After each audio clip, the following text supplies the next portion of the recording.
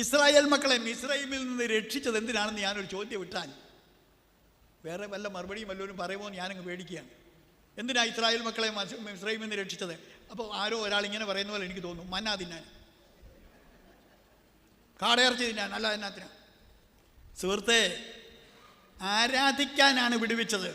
ആരാധിക്കാൻ ഇറങ്ങി തിരിക്കുന്നവന് വല്ലതും കഴിക്കാൻ കൊടുക്കുക എന്നുള്ളത് ദൈവം തമ്പുരാൻ്റെ കരുണയാണ്. പക്ഷെ മെയിൻ അതല്ല. എന്നാ പറഞ്ഞതിൻ്റെ ആശയം മനസ്സിലായോ?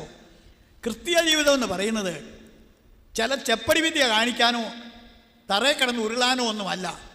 ജയകരമായ ഒരു ക്രിസ്തീയ ജീവിതം നയിച്ചിട്ട് ക്രിസ്തുവിന് അനുരൂപരായ കുറേ വിശുദ്ധന്മാരെ രൂപാന്തരപ്പെടുത്തി കർത്താവ് വരുമ്പോൾ ഏത് മനുഷ്യനെയും ക്രിസ്തുവിൽ തികഞ്ഞവനാക്കുക എന്നുള്ള പ്രമാണമനുസരിച്ച് ക്രിസ്തുവിനെ പോലെ തികവുറ്റതായ ചില വ്യക്തികളെ കരുപിടിപ്പിക്കുന്നതിന് വേണ്ടിയാണ്